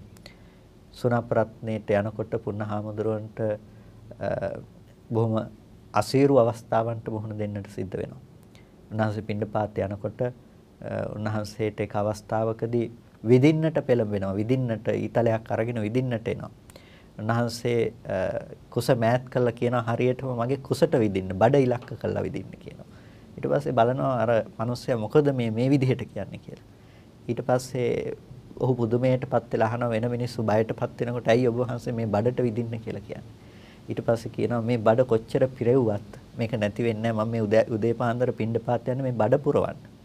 එතකොට මේ කුසට ආහාර ටිකක් ගන්න තමයි යන්නේ. ඉතින් මේ බඩ නිසා මම මෙච්චර දුක් විඳිනවා නම් විඳින්න ඕනේ බඩටම තමයි කියලා. එතකොට අර මිනිස්සයා ඒකෙන්ම দমনයටපත් වෙනවා. ඉවසන පුද්ගලයෙකුට අනිත් මිනිස්සු ඕන තරම් দমনයටපත් කරන්න පුළුවන්කම තියෙනවා ඉවසීම තුළින්. සමහර වෙලාවට දෙමව්පියෝ දන්නේ දරුවන්ට තරවටු කරලා ගහලා බැනලා ඒ දරුවෝ හදන්න ඕනේ. ඒ අය හික්මවන්න ඕනේ කියන දේ විතරයි. හැබැයි සමහර වෙලාවට අපිට ඒ දරුවන්ට ගහලා බැනලා කායික වශයෙන් හිරිහැර කරලා ඒ දරුවෝ හදනවට වඩා අපිට පුළුවන්කම තියෙනවා ඒ දරුවන්ට මානසික වශයෙන් ඒ දරුවෝ හදන්න. මානසික වශයෙන් ඒ අයට අවශ්‍ය දේවල් දීලා ඒ දරුවෝ හදන්න. මානසික වශයෙන් සංවේගය දීලා අපිට ඒ දරුවෝ හදන්න පුළුවන්කම තිබෙනවා. කායික දඬුවමක් දෙනකොට ඒ දරුවෝ හදන්න පුළුවන්කම තියෙන්නේ බය කියන දේත් එක්ක. හැබැයි මානසිකව වරද තේරුම් ගන්න තත්ත්වයට ඒ දරුවෝ අපිට පත් කරන්න පුළුවන්කම තියෙනවා. ඒ නිසා මේ ඉවසීම ගැන කතා කරනකොට අපිට කතා කරන්න පුළුවන් මහා විශාල වපසරියක් තිබෙනවා. මේ ගිහි අයගේ ජීවිතවලට අදාළ ඉවසීම කියන දේ සහ තමන් ඉවසන පුද්ගලයෙක්ව අනුන්ටත් ඉවසීමට අදාළ චරිතයක්ව තමන් ජීවත් වෙනවා කියන එක ලෝකෙ ලේසියෙන් කෙනෙකුට කරන්න පුළුවන් දෙයක් නෙමෙයි. මේ ශාන්තිය කියලා කියන්නේ අන්න ඒ බඳු ඉවසීමකට. ඉතින් භික්ෂුන් වහන්සේ නමකගේ අවශ්‍ය පැතිකඩත් එක්ක අපි කතා කරනකොටත් නිවන් දකින්න පැත්තට ඉවසීම ගැන යෙදෙන්නේ කොහොමද කියලා කතා කරනකොට අපිට තව කතා කරන්නට තියෙනවා. එදා සුණාපරන්තයට පුන්නමහරහතන් වහන්සේ වැඩ හිටිය නිසා මහා සිතක් වුණා. අපේ මේ වර්ග කිලෝමීටර් 65000ක් විතර අපේ දිවයිනටත් මේ සුණාපරන්තයටත් අඩු තව පුන්නහාමුදුර නමක්ද කියලා හිතනවා කස්සප හාමුදුරුවෝ. මුළු ජන සමාජයක් හදන්න පුළුවන් ඉවසීම හරියට තියෙනවා නම්. ඒක අපි සියලු දෙනා සතුවම ඇති කරගත යුතු මහා උත්තරීතර ගුණාංගයක්. භික්ෂුන් වහන්සේලා වගේම ගිහි පැවිදි මේ සියල්ලන් කෙරෙහි ආධ්‍යාත්මික වර්ධනය කරගත යුතු උත්තරීතරම මේ ගුණාංගය ඉවසීම මහා තපස. ඉතින් ඉවසීම ගැන කතා කරනකොට කස්සප හඳුරන්නේ මේ පංචවිධ සංවරයටත් ඉවසීම කියන එක අයත් වෙනවා. විශේෂයෙන් මේ නිවන් ප්‍රතිපදාවට හිත නිවා ගන්න දුක නිවා ගන්න ප්‍රතිපදාවටත් ඉවසීම අතිශයින්ම වැදගත් ධර්මයක්. ඉවසීම කියන දේ අපි අපේ ලෞකික ජීවිතය අපි යහපත් කරගන්නවා වගේම පරලෝක ජීවිතය යහපත් කරගන්නවා වගේම නිර්වාණය සඳහා ඒකාන්තයෙන් හේතුපනිශ්‍රේ වෙන දෙයක් තමයි ඉවසීම කියන දේ. බෝධිසත්වයන් වහන්සේ ඉවසීම ප්‍රගුණ කරන්නේ පාරමිතාවක් විදිහට. ඒ ඉවසීම උන්වහන්සේ කාන්ති පාරමී, කාන්ති උපපාරමී, කාන්ති පරමත්ත පාරමී ආදී ලෙස පූර්ණේ කරනවා. ඉවසනවා කියනකොට ඉවසීම ප්‍රගුණ කරනවා. තමන්ගේ අංග ප්‍රත්‍ය නැති වෙලා ගියත් ඉවසීම කියන දේ ප්‍රගුණ කරනවා. තමන්ගේ මුළු ජීවිතේම නැති වෙලා ගියත් උන්වහන්සේ ඉවසීම කියන දේ ප්‍රගුණ කරනවා. ඉවසීම කියන දෙයට ඒ දෙන තැන නිසාම තමයි කෙනෙකුට ඉවසීම නිසා ඇති කරගන්න පුළුවන් මහාම සංවරයට පත්වීම උපදව ගන්න පුළුවන්කම තියෙන. ඒ පුරුදු කරන ඉවසීම නැමැති ගතිය ලෞකික කාරණා වලින් ඉවසීම වෙන්න පුළුවන්. ඒ පුරුදු කරන ගතිය ප්‍රතිපදාවට හේතු වෙනවා. ඒ නිසා තමයි ඒක පාරමිතාවක් කියලා කියන්නේ. එතකොට මේ අපිට සංවරය ගැන කතා කරනකොට පංචවිධ සංවරයක් දකින්න පුළුවන්කම තියෙනවා. ප්‍රාතිමෝක්ෂ සංවරය, සති සංවරය, ඥාන සංවරය, කාන්ති සංවර, විරිය සංවර කියලා. මේකෙදි මේ කාන්ති සංවරය කියලා අපිට දකින්න පුළුවන්කම තිබෙනවා. එතකොට කාන්ති සංවරය කියලා කියන්නේ ඉවසීමෙන් සංවරයටපත් වෙනවා කියන එක. ඉවසීමෙන් සංවරයටපත් වෙනවා. මොන වගේද ඉවසීමෙන් සංවරයටපත් වෙන්නේ? දැන් භික්ෂුන් වහන්සේ නමකට අදාළවත් ගිහියන්ට අදාළවත් අපි ඉවසිය යුතු තැන් ගොඩක් තියෙනවා. එතකොට අපි මේ ඉවසීම කියන දේ පිළිබඳව කතා කරනකොට අපිට දකින්න පුළුවන්කම තියෙනවා කමෝ හෝති සීතස්ස උන්නස්සාති කියලා. ඒ කියන්නේ සීත උෂ්ණාදියෙන් ඒකේනා පීඩාවටපත් වෙනකොට ඒ දේවල් ඉවසනවා. ජීවිතයකට ඇති වෙන්න පුළුවන් පීඩාවල් බොහෝමයි. සාපිපාස, සීතෝෂ්ණ, ලෙඩ දුක් ආදී මේ ඕනම දෙයක් නිසා මිනිස්සු පීඩාවටපත් වෙනවා. ශක්තිමත් මිනිස්සෙකුට මේ දේවල් ඉවසන්න පුළුවන් කමක් තියෙන්නට ඕනේ. ඒකත් ශාන්තියම තමයි. පුංචි සීතලක් ඉවස ගන්න බෑ නම් ඒ වෙලාවටත් අපි සැපේ හොයනවා නම්, ප්‍රශ්නයක් ඉවස ගන්න බැරුව ඒ වෙලාවටත් අපි සැපේ හොයනවා නම්, ඒ කෙනා අධික කාමසුකල්ලිකාණු යෝගයේ නිසා ඒ පුද්ගලයා දුකටම යනවා ඒ දේවල් පිළිබඳව මැලීම නිසා. ඒ නිසා අපිට ඉවසන්න පුළුවන්කම තියෙන්නට ඕනේ. ඉවසීම ගැන කතා කරනකොට බුදුරජාණන් වහන්සේ භික්ෂුන් වහන්සේලාට ඉවසන්න ඉඩක් ඉතුරු කළා. මම හිතනවා ගිහි පින්නතුන්ටත් ඒ ඉවසීමේ ඉඩ ඊටාම වැදගත් වෙනවා. හැමදේම ਸਰව සම්පූර්ණ කරගන්නට යෑම ගැන නෙමෙයි බුදුරජාණන් වහන්සේ දේශනා කළේ. චීවරයක් පිළිබඳව බුදුරජාණන් වහන්සේ තීරණය ගන්නකොට එක හිම වැටෙන රාත්‍රියක භාග්‍යතුන් වහන්සේ එලිමහනක වැඩ ඉන්නවා. එලිමහනේ වැඩ ඉන්නකොට භාග්‍යතුන් වහන්සේට බොහොම සිසිලසක් දැනෙනවා. සීතලයි බුද්ධ ශරීරයටත්. භාග්‍යතුන් වහන්සේ ආනන්ද තෙරුන් වහන්සේට ආමන්ත්‍රණය කළා එක චීවරයක් ගෙනල්ලා පොරව ගන්නවා. උන්වහන්සේ සිවුර පොරව ගත්තාම උන්වහන්සේට සීතල ටිකක් නැති වෙනවා. නමුත් තදට සීතල දැනෙනවා. සීතල දැනෙනකොට උන්වහන්සේ ආනන්ද තෙරුන් වහන්සේ අමතලා තවත් චීවරයක් ගෙනල්ලා පොරව ගන්නවා. එතකොට ඒ චීවරය පොරව ගත්තාම ඒ සීතල බොහෝ කොට නැති වෙලා යනවා. හැබැයි තාමත් සීතල ටිකක් දැනෙනවා. ටිකක් දැනෙනකොට උන්වහන්සේ තව සිවුරක් ගෙනල්ලා පොරව ගන්නවා. එතකොට සීතල සම්පූර්ණයෙන්ම නොදැනී යනවා. උන්වහන්සේ කල්පනා කරනවා නිවන් දකින්න ඉවසන තැනත්තට ප්‍රතිපත්ති පුරණ කෙනාට ඉවසන්නට ඉඩක් තියෙන්නට ඕනේ. ඉවසීමටත් යම් ඉඩක් තියෙන්නට ඕනේ. ඒක සලකා බලා අර තුන් සිවුරක් නැතිනම් ඒ වෙලාවේ ආගන්තුකෝ ගත්ත තුන් සිවුරෙන් අවසානයේට ගත්ත චීවරය අයින් කරලා. ඒ කියන්නේ ඉවසන්න ඉඩක් ඉතුරු කළා අර චීවර දෙක ප්‍රමාණවත් කියලා බුදුරජාණන් වහන්සේ පනවනවා. අන්දනයත් එක්ක තුන් සිවුරයි. අන්දනයත් එක්ක එතකොට තුන් සිවුරයි. බුදුරජාණන් වහන්සේ හඳනේ පිටින් වැඩ හිටියේ. එතකොට ඊට පස්සෙ ගත්ත චීවර දෙකත් එක්ක තුන් චීවරයක් දෙචීවරය. එතකොට දැන් බලන්න බුදුරජාණන් වහන්සේ එතනින් ඉවසීම කියන දේ අපිට පෙන්වලා දුන්නා. ඉවසීම කොච්චර ප්‍රතිපදාවට අවශ්‍ය වෙනවද? පරම නිෂ්ඨාවටපත් වෙලා කාමයේ අතින් සම්පූර්ණ වෙනකොට ඒ පැත්ත බුදුරජාණන් වහන්සේ වර්ණනා කරන්නේ නැහැ. කාමයේ පැත්තෙන් නැති වුණත් කාමයේ ඇති වෙන්නට හිත පරිසරයවත් වර්ණනා කරන්නේ නැහැ. දැන් කෙනෙකුට සීතල අවස්ථාවක හොඳට උණුසුම්ම ඒ විදිහ සම්පූර්ණ කරගන්න පුළුවන් නම් උණුසුම්ම සිටීම කියන දේ ඒක හොඳයි. හැබැයි ඒක සැපේට කාරණාවක්, ඒක ප්‍රමාදයටත් කාරණාවක් හැබැයි. ඒ නිසා ඒ බඳු අවස්ථාවක ඉවසීමටත් ඉඩ තබා භික්ෂුන් වහන්සේලා වුණාම ඉවසන්නටත් ඕනේ ටිකක්. ඒ නිසා එක චීවරයක් අයින් කරලත් බුදුරජාණන් වහන්සේ චීවරය අනුමත කරන්නේ. දැන් බලන්න ඉවසීම කියන දේ කොච්චර අපිට අවශ්‍ය වෙනවද කියලා. කමෝ හෝති සීතස්ස උන්නස්ස කිව්වේ ඒකයි. සීතෝෂ්ණ දෙකෙන් ඉවසන්නට පුරුදු වෙන්නට ඕනේ. ගිහි කෙනෙක් වුණත් ඕනවට වඩා සුකුමාල වන්නට ගියාම මේ ධර්මයේ තුල හැසිරෙන්නට පුළුවන් කමක් නැත්තේ නෑ. ධර්මයේ තුල යන කෙනෙකුට ඍජු ප්‍රතිපන්න භාවයක් වගේම ඉවසන සුළු ගුණයක් තියෙන්නට අවශ්‍යයි ඔහුගේ ජීවිතය තුල. ඒ නිසා සීතෝෂ්ණයන් දරන්නට පුළුවන්කම තියෙන්නට ඕනේ. ඒ කියන්නේ කසපාදන ඔක්කොම අවශ්‍ය නැහැ. අවශ්‍යම ටික විතරක් තිබුණම ඇති. අවශ්‍යම ටික විතරක් තිබුණා නම් ඇති. ඔබට ඔබේ වස්ත්‍රාභරණ වන්නට පුළුවන්. ඔබ ටිකක් කල්පනා කරලා බලන්නකෝ. ජීවිතයේ දේවල් අපි බෙදාගත්තොත් හොඳට මම කියන්නේ ඒක සාමාන්‍යයෙන් ප්‍රායෝගිකව අපි බෙදන දෙයක්. අත්‍යවශ්‍ය, අවශ්‍ය සහ අනවශ්‍ය කියලා කොටස් තුනකට අපිට බෙදන්න පුළුවන්කම තියෙනවා. අපි ගොඩක් වෙලාවට අනවශ්‍ය දේවලුත් එකතු කරනවා. අනවශ්‍ය දේවල් අතහැරලම දානවා නම්.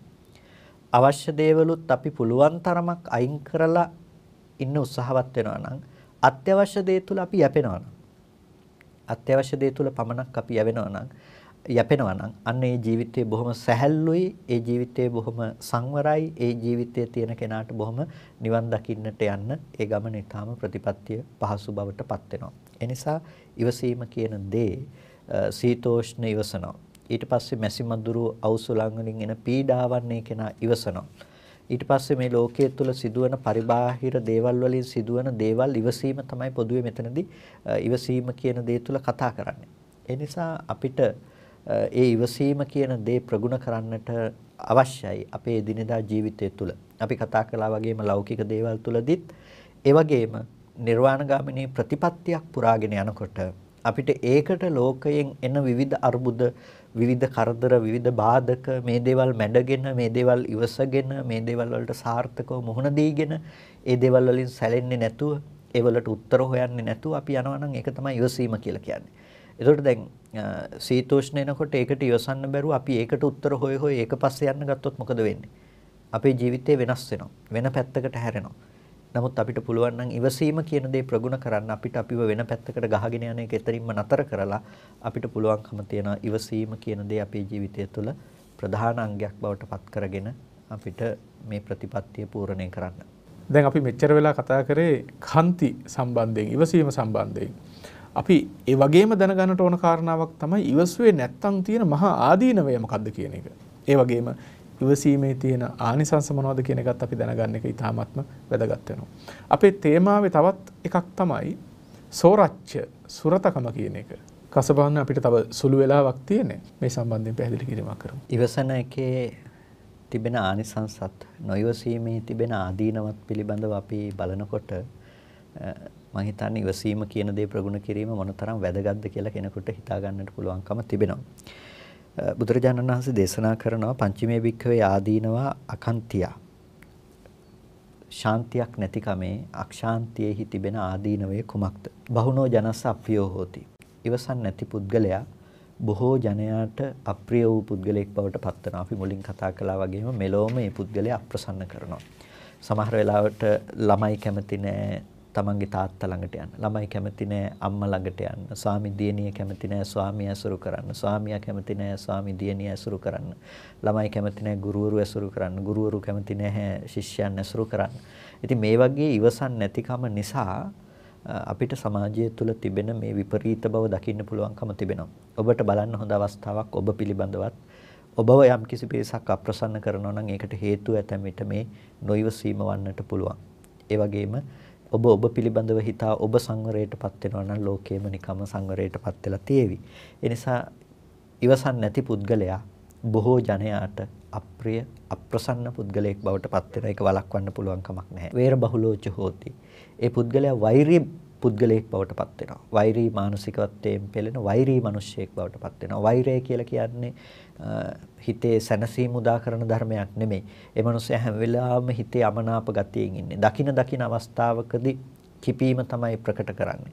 හිතේවත් ඒ මනුස්සයාගේ ප්‍රමුදිත බවක් නැහැ. ඒකට කයේ කොහොමවත් හිනාවක් දකින්න පුළුවන් කමක් නැත්තේ.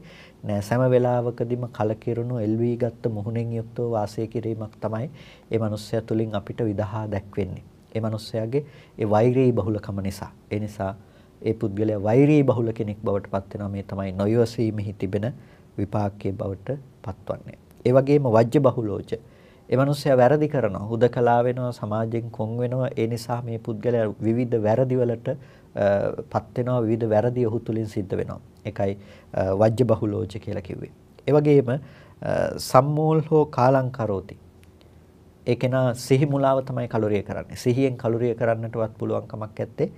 නෑ සම්මෝල් හෝ කාලං කරෝති. මරණයටපත් වෙන වෙලාවෙදිත් ඒ මනුස්සයා සිහිය මුලාවටපත් වෙලා කලුරිය කරන්නේ මැරෙන්නේ. ඒ විතරක් නෙමෙයි කායස්ස බෙහෙදා පරම්මරණ අපායන් දුග්ගතින් විනිපාතන් නිරයන් උපජ්ජති. ඒ කෙනා යම් කිසි විදිහකින් කායස්ස බෙහෙදා කය බිඳීමෙන් පස්සේ මරණයෙන් මත්තේ අපායන් දුග්ගති අපාය දුර්ගති විනිපාතයටපත් වෙනවා. ඒ කියන්නේ අපායට යනවා ඒ පුද්ගලයා. නැතිනම් දුක් ඇති තැනකටපත් වෙනවා. මේ තමයි ප්‍රධාන ආදීනව පහක් නොයවසීම තුළ අපිට දකින්නට පුළුවන්කම තිබෙනවා. ඒකට අපිට පුළුවන් මේ ලෝක ඉවසන් නැති පුද්ගලයාගේ ඉරණම මොකද්ද කියලා දකින්න. මේ ජීවිතය තුලත් මේ මනුස්සයා හැමෝටම අප්‍රසන්න වෙලා සසරෙදිත් මහා දුකකටපත් වෙන පුද්ගලයෙක් බවට පත් වෙනවා. මේ ජීවිතේ සතුටින් වාසය කරන්නේ නැතුව පරලොවත් දුකින් වාසය කරන්නෙක් බවට පත් වෙනවා. මේ තමයි ආදීනව ටික කෙනෙකුගේ දකින්න පුළුවන්කම තිබෙන වෛරී සිත පැවැත්වීමෙහි නැතිනම් අක්ෂාන්තියෙහි නොයවසීමෙහි. ඒ වගේම පංචමේ භික්ඛවේ ආනිසංසා කන්තියා ඉවසීමෙහි ආනිසංස තියෙනවා. මොනවද? බහුනෝ ජනස්ස පියෝ හෝති පනාපෝ. බොහෝ ජනයාට ප්‍රියමනාප පුද්ගලයෙක් බවට පත් වෙනවා. ඔහු සිනාමුසු මොහොනින් කටයුතු කරන්නේ. ඒ නිසා හැමෝම ඔහුට ප්‍රියමනාපයි. ඒ වගේම න වෙර බහුලෝ ඒ පුද්ගලයා වෛරී බහුල පුද්ගලයෙක් නෙවෙයි. බොහොම සංසිඳුණු සිතින් ඉන්නවා. මානසික බරක් ඒ පුද්ගලයාට ඇත්තේ නෑ. න වජ්‍ය බහුලෝ හැමොත් එක්කම සුහදශීලීව කටයුතු කරනකොට සත්පුරුෂයින්ට ප්‍රිය වෙන නිසා මේ පුද්ගලයා අතින් වැරදි සිදුවන්නට ඉඩ කඩක් ඇත්තේ නැහැ. ඒ පුද්ගලයා අතින් වැරදි වෙන්නට ඊටාම අඩු සම්භාවිතාවයක් තියෙන. මේ පුද්ගලයා හික්මෙන කෙනෙක් බවට පත් වෙනවා. අසම්මෝල් හෝ කාලං කරෝති. සිහි මුලා නොවුණු කෙනෙක් විදිහට මේ පුද්ගලයා කලුරිය කරනවා, මරණයටපත් වෙනවා. ඒ වගේම කායස්ස බෙහෙදා පරම්මරණා සුගතින් සග්ගං ලෝකං උපපජ්ජති. කය බිඳීමෙන් පස්සේ සුගතියට දිව්‍ය ලෝකයේහි උත්පත්තිය ගන්නවා. මරණින් මත්තේ එකයි තියෙන හතරක්ම අපිට මේ ජීවිතයේ අපිට දකින්න පුළුවන් ඉවසන පුද්ගලයාට. ඉතින් මේ ඉවසීමෙහි තිබෙන ආනිසංස ධර්මය. ඒ නිසා අපි ඉවසන්නට පුරුදු වන්නට ඕනේ. නොඉවසන පුද්ගලයාට ඒකාන්තයෙන්ම අර කියන මහා ආදීනවයන්ට මුහුණ දෙන්නට සිද්ධ වෙනවා. ඒ වගේම අපි සුරත භව පිළිබඳව කතා කරනකොට සෝරච්ච භාවය. සෝරච්ච භාවය කියලා කියන්නේ යම්කිසි කෙනෙකුගේ ඒ සීලාදී යම් ගුණධර්මයක් තියෙනවා නම් සියලුම සීලය ඔහු තුල තිබෙන සුරත භාවය. ඒ කියන්නේ කායික වශයෙන් අපි යම් විදිහකින් අකුසල ධර්මයන්ට පැමිණීමක් නැත්නම් කායික වශයෙන් ඉක්මවා යන්නට දෙන්නේ නැත්නම් වරදවල්. වාචසික වශයෙන් අපව ඉක්මවා යන්නට දෙන්නේ නැත්නම් වරදවල්. මානසික වශයෙන් අපිව ඉක්මවා යන්නට දෙන්නේ නැත්නම් වරදවල්. අනුමත්තේසු වජ්ජේසු භය දස්සාවි. අනුමාත්‍ර උන වරදෙහිත්. ඒ කියන්නේ ඊටාම චූටි වරදෙහිත් බය දකිමින් වාසය කරනවා නම් අන්නේ ඒ පුද්ගලයා සෝරච්ච භවින් යුක්ත නැතිනම් සුරත භාවයෙන් යුක්ත පුද්ගලයෙක් කියලා කියනවා. ඒ නිසා සෝරච්ච භව ගැන අපිට කතා කරන්නට පුළුවන්කම තිබෙනවා. නමුත් අපිට ඊට වඩා ඔබට ප්‍රස්තුත විශේෂම තේරුම් ගන්න පුළුවන්කම තියෙනවා. මුළු සීලයම සුරත භවට අදාළයි. මුළු සමස්ත සීලයම ඔබේ සුරත භවට අදාළයි. ඔබ පන්සිල් පද පහ රකින්නවා නම්, ඒ වගේම ඒ සීලය පිළිබඳව නිරන්තර මානසිකාරයෙන් වාසය කරනවා නම්, ඔබ හිතින්වත් වරදක් කරන්නේ නැති තැනට ඔබේ හිත නිරන්තරයෙන්ම සකස් කරගන්නවා නම්, ඒ නිවැරදි හැදියාව කායික වාචසික වීතික්‍රමයටපත් නොවි මානසික වශයෙන් ඇති කරගනු ලබන සංවරය තමයි සුරත භව කියලා කියන්නේ. ඒ සුරත භවත් නිවන් දකින්න කෙනෙකුට ඒකාන්තයෙන් Taman තුළ विद्यमान කරගත යුතු ගති ලක්ෂණයක් හැටියටයි අපට දකින්නට පුළුවන්කම තිබෙන්නේ. පහත් ක්‍රියා ඇති සොරු දෙපස දඬු ඇති කියතකින් අංගපසංග ඉරණ කොටත් ඔවුන් කෙරෙහි හෝ අමනාපයක් ඇති කර ගන්නවා නම්, දුෂ්ට සිතක් ඇති කර ගන්නවා නම්, ඒ අය බුද්ධ ශාසනය කරන අය නෙමෙයි, බුදුරජාණන් වහන්සේගේ අනුශාසනය අනුව කටයුතු කරනව නෙමෙයි කියලයි ලෞතුරු බුදුරජාණන් වහන්සේ වදාළේ. ඉතින් මේ ශාසනයෙන් ප්‍රකාශ වන ඉවසීම කොයිතරම්නම් උත්තරීතර තත්වයක්ද කියන එක වටහා ගන්නට ඒ කදිම අවස්ථාවක්. ලෝකයේ කිසිම ආගමක මේ තරම් ඉවසීම වර්ණනා කරන බවක් නම් දක්නට ඇත්තේ නැහැ. ඒ ඉවසීම අපේ කසපහඳුරු සිහිපත් කළා වගේම මෙලවත් ජයග්‍රහණය කරගන්නට, පරලොව දිනා ගන්නට වගේම නිර්වාණ ශාන්තිය අවබෝධ කරගන්නටත් මහා උපකාරක ධර්මයක් වෙනවා. මේ ආධ්‍යාත්මික ගුණාංගය ජාති ආගම් කුල මල බෙහෙදකින් තොරව සියලු දෙනාම තම තමන්ගේ චිත්තසංතානයන් තුල දියුණු කරගත යුතුම ගුණාංගයක් බව අපි අවසාන වශයෙන් මේ වෙලාවේ සිහිපත් කරන්නේ. ඉතින් අද මේ උතුම් සාකච්ඡා මණ්ඩපය මෙතකින් නිමවටපත් කරනවා. අද මේ සාකච්ඡාව සඳහා වැඩම කොට වදාළ ලබනෝරුව කන්ද ආරණ්‍ය සේනාසනාධිපති රාජකීය පඬිත ශාස්ත්‍රපති කොත්මලේ කුමාර කස්සප පඬිත හාමුදුරන් වහන්සේට අපි විශේෂයෙන් පුණ්‍ය අනුමෝදනා කරමු. ඒ වගේම අද වැඩසටහනේ දායකත්වයෙන් කටයුතු කරනවා හෝමාගම හබරකට පදිංචි චන්ද්‍රසිරි ලියනාරච්චි මහතාගේ භාර්යාව, දූ දරුවන් සහ නෑදෑ හිතමිතුරන් විසින් විශේෂයෙන් අරමුණු කොටගෙන තියෙනවා 2020 ඔක්තෝබර් මාස 15 වන දින අභාව ප්‍රාප්ත චන්ද්‍රසිරි ලියනාරච්චි මහත්මයා අභාවයට පත්ව වසරක් ගෙවීම නිමිත්තෙන් එතුමාට පුණ්‍ය අනුමෝදනා කිරීමටත්, සියලුම ඥාති හිතයිශීලට පින් පැමිණවීමටත්, ඒ වගේම ලෝකවාසී සියලු දෙනාට නිදුක් නිරෝගී සුවය ප්‍රාර්ථනා කිරීමට වගේම සෑම සියලු දෙනාටම ලෞතුරු ශාන්තිය ප්‍රාර්ථනා කරගන්නට පින්වතුන් බලාපොරොත්තු වෙනවා. ඉතින් කල්පනා කරගන්න මේ උතුම් ධර්ම සාකච්ඡාවෙන් රැස් වූ සියලුම කුසලානිසංස ධර්මයන් අපි අනුමෝදන් කරමු. ප්‍රථමයෙන්ම ලෝසසුන් ආරක්ෂා කරන, ඔබ ආරක්ෂා කරන දෙවියෝ මේ පින් අනුමෝදන් වෙත්වා. ඉසුරු වර්ධනය කරගෙන සම්බුද්ධ ශාසනයත් ඔබවත් ආරක්ෂා කොට දෙවියෝද නිවනින් සැනසීම ලබත්වා. මිය පරලොව ගිය චන්ද්‍රසිරි මහත්මයා ප්‍රධාන ඔබ නමින් මියගේ සියලුම මෙලෝ පරලෝගත වර්ග පරම්පරාවේ ආත සියලු ඥාති හිතයිශීනුත් පින් කැමැති හැම සත්වගත් මේ පින් අනුමෝදන් වෙත්වා. දුකින් මිදී සුවපත් වී ලෞතුරු නිවනින්ම සැනසීම ලබත්වා. සකල ලෝකවාසී සත්වයිනටම පුණ්‍ය ශක්තිය බලයෙන් තුනුරුවන්ගේ සරණින් නිදුක් නිරෝගී සුව සම්පත දීර්ඝායු සම්පත සැලසේවා. සෑම සියලු දෙනාටම ලෞතුරු නිර්වාණ සුවයෙන් සැනසෙන්නට මේ පින් හේතු වාසනා පාරමී වේවා. හැම දිනාටම තෙරුවන් සරණයි.